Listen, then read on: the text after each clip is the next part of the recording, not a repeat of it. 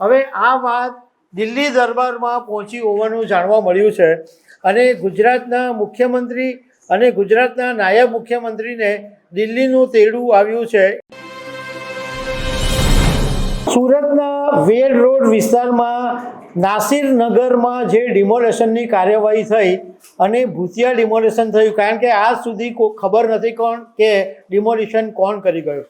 હવે આ વાત દિલ્હી દરબારમાં પહોંચી હોવાનું જાણવા મળ્યું છે અને ગુજરાતના મુખ્યમંત્રી અને ગુજરાતના નાયબ મુખ્યમંત્રીને દિલ્હીનું તેડું આવ્યું છે એવું જાણવા મળી રહ્યું છે। તો આના વિશે તમારી સાથે વાત કરીશ।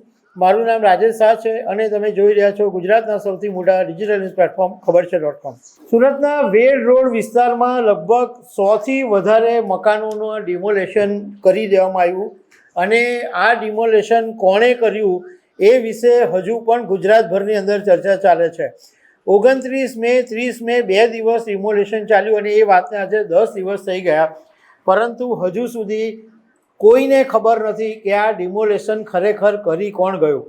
ભલે વિડીયોની અંદર સુરત મહાનગરપાલિકાના અધિકારીઓ દેખાય છે, પોલીસો દેખાય છે, પણ સુરત મહાનગરપાલિકાના અધિકારીઓ ના પાડે છે અને જે સેન્ટ્રલ ઝોનના એક અધિકારી છે જ્યાંગ રામજીવાલા, એના ઉપર એટલી બધી પસ્તાળ પડી કે જ્યાંગ રામજીવાલા તો રજા પર બી ઉતરી ગયા છે। હવે આ મુદ્દો બહુ ચર્ચાનો વિષય બન્યો, મીડિયાની અંદર, સોશિયલ મીડિયાની અંદર ચર્ચાનો વિષય બન્યો।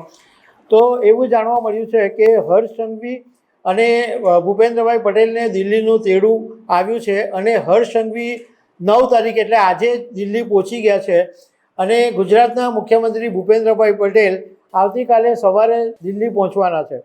જોકે એવું પણ જાણવા મળ્યું છે કે પ્રધાનમંત્રી નરેન્દ્ર મોદીને પ્રધાનમંત્રી તરીકેની જવાબદારી સંભાળતા 12 વર્ષ થઈ ગયા છે।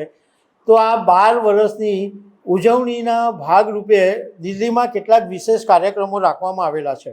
હવે આ જે ગુજરાતના મુખ્યમંત્રી અને નાયબ મુખ્યમંત્રીને બોલાવવામાં આવ્યા, એમાં મુખ્યમંત્રીની મંગળવાર અને બુધવારની જે જનતા અને જનપ્રતિનિધિઓની સાથેની જે મુલાકાત છે એ પણ રદ કરી દેવામાં આવી છે અને બુધવારે યોજાનારી રાજ્ય કેબિનેટની બેઠક પણ પોસ્ટપોન કરી દેવામાં આવી છે।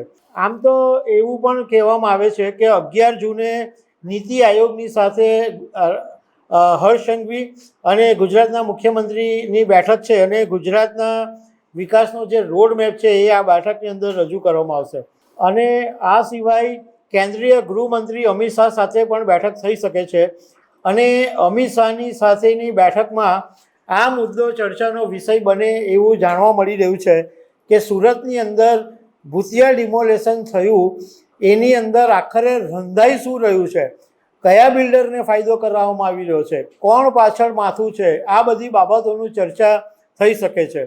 આ ઉપરાંત ઓપરેશન ડેટા હન્ટ અને કચ્છના હરામી નાળા વિસ્તારમાં કેન્દ્રીય ગૃહમંત્રી અમિત શાહ આવેલા અને એમણે જે સૂચના આપેલી હતી એ અંગેની ચર્ચા પણ થઈ શકે છે। પરંતુ આ જે નાસિર નગરની જે ઝૂંપડપટ્ટીનું ડિમોલેશન છે એ કદાચ મુખ્ય મુદ્દો હોઈ શકે એવું પણ જાણકારો કહી રહ્યા છે। તો હવે આગામી દિવસોની અંદર ખબર પડશે કે કેન્દ્રીય નેતાગીરી આ જે નાસિરનગરની ઝૂંપડપટ્ટી વિશે શું સ્ટેન્ડ લે છે। તો દર્શક મિત્રો, આવી અનેક વાતો સાથે અમે તમને મળતા રહીશું। આભાર।